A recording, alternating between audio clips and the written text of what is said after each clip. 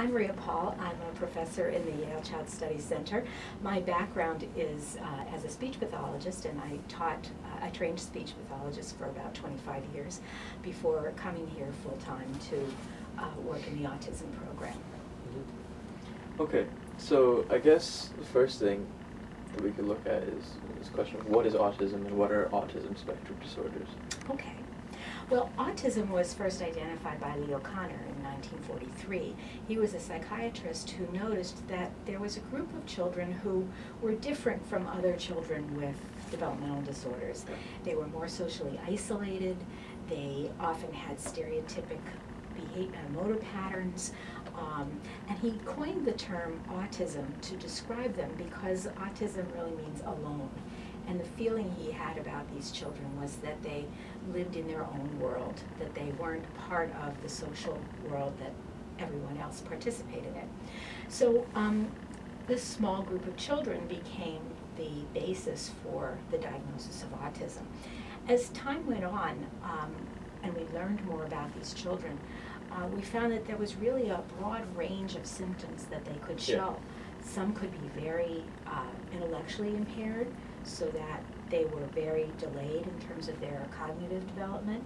Others could be very intelligent, but they shared this core of social disabilities, and it's the social disability that defines this broad spectrum of neuropsychiatric disorders.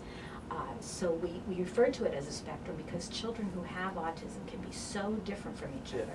There's a saying people like to use, they say, if you've met one child with autism, then you've met one child with autism. They're not all alike. And so when people refer to the autism spectrum, they mean this range of disabilities and social engagement that can run from children who have no speech at all, who might be very cognitively impaired, to children who are very intelligent, very fluent in their speech, in fact, very talkative. So that's what's meant by a spectrum. Given that there's this wide spectrum, what do you guys at the Child Study Center really look at or try to do? Because, as you say, you meet one kid with autism, and that's it. I mean, because everything's individualized in that way. So how do you actually take something and apply it on a larger scale, or how do you think about stuff like that? Well, we do a range of things at the Child Study Center. We do clinical work, and one of the important things that we do is to help people identify children with autism. Because they're so different, sometimes it's hard to know whether a child has autism or not. So we have a diagnostic clinic, and if people are not sure if their child has autism or would benefit from the treatments that are designed for children with autism, they come to our clinic and they're seen by a range of developmental specialists from several different backgrounds who take a look at the child and make a decision as to whether this is an autism spectrum disorder or not. And we do that for individuals from the age of 18 months all the way up to adulthood. Because there are actually lots of adults who are now asking themselves, do I have autism? They were never diagnosed before, but they find that some of the symptoms resonate with them. So sometimes people get identified even in adulthood. So that's one part of what we do, is this diagnostic piece. But the other thing that we do is we study the symptoms and the underlying causes of those symptoms from a variety of disciplinary perspectives. So we have psychologists who work here who study the behavior of individuals with autism. I'm a speech pathologist, so I study the communication.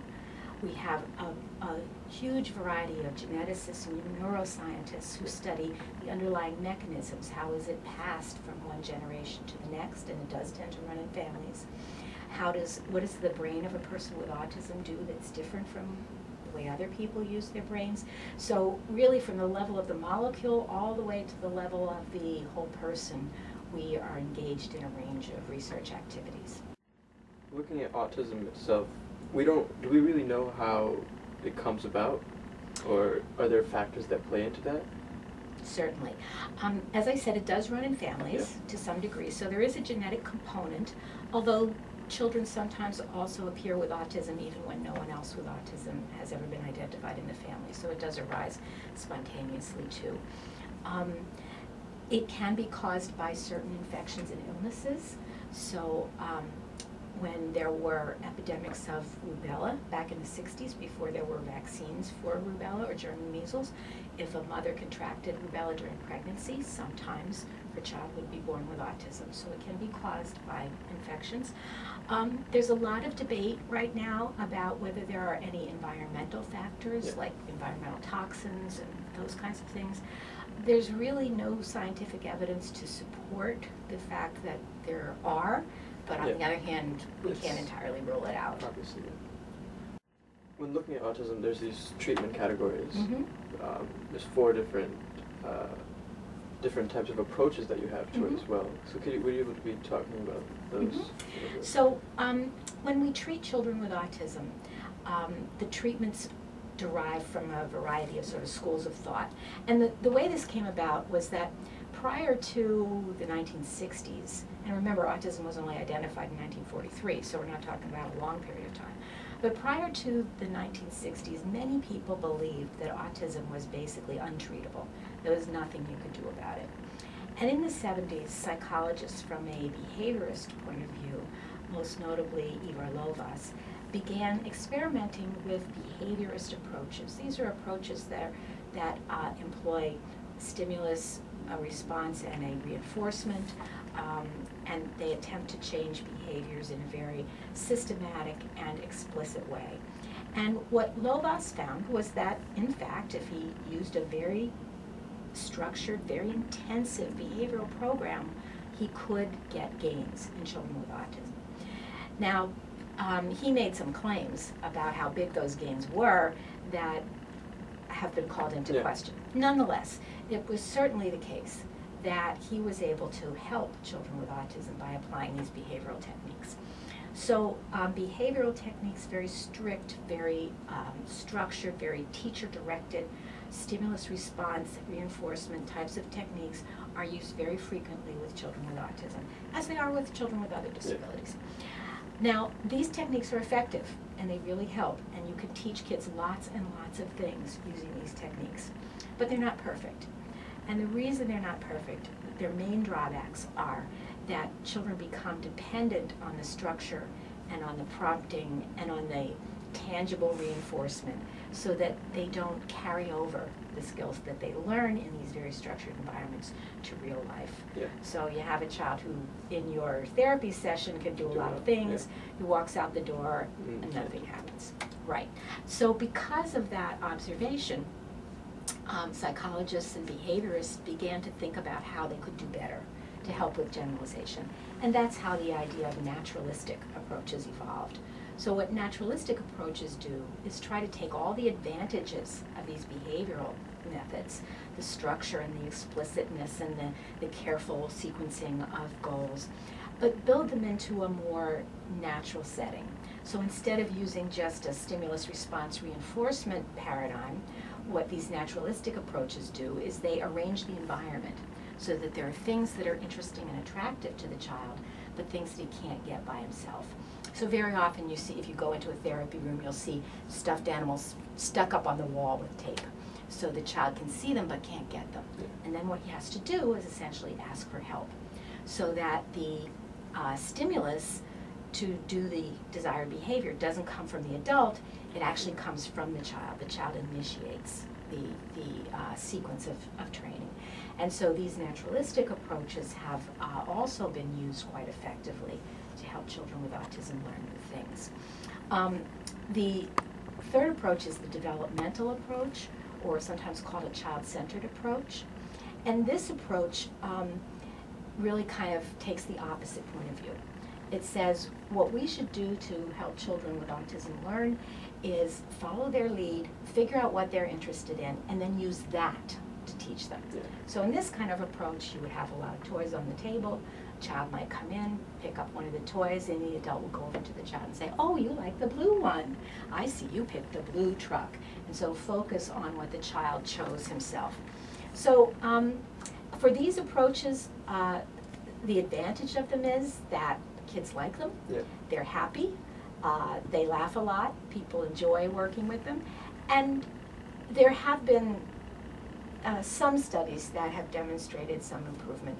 The research track record for these kinds of child-centered approaches is much less strong than it is for the behavioral and the naturalistic approaches.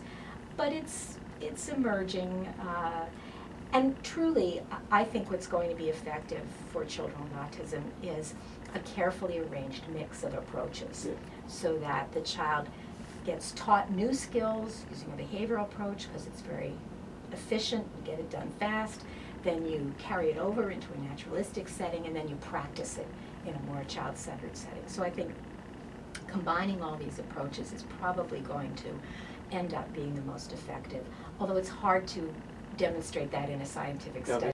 The fourth approach has to do more with sort of training parents.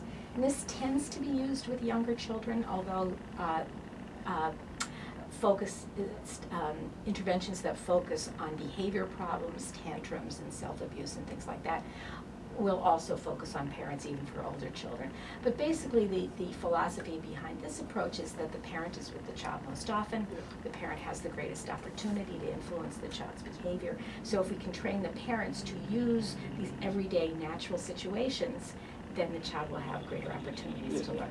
So in a parent training program, for example, the parent might be taught at every meal, every time the child has some food in front of them, instead of just giving the food to the child, the parent would say, do you want the apples or the grapes? And sort of requiring the child to make some social overture in order to get things that he wants. And then you build those kinds of activities into many, many, many routines throughout the day, and then you hope that the child will learn from these repeated encounters in which he's required to have a social interaction. So is that kind of taking the behavioral approach, the naturalistic approach, and putting them in the home setting? Exactly. Rather than just having it here? Exactly.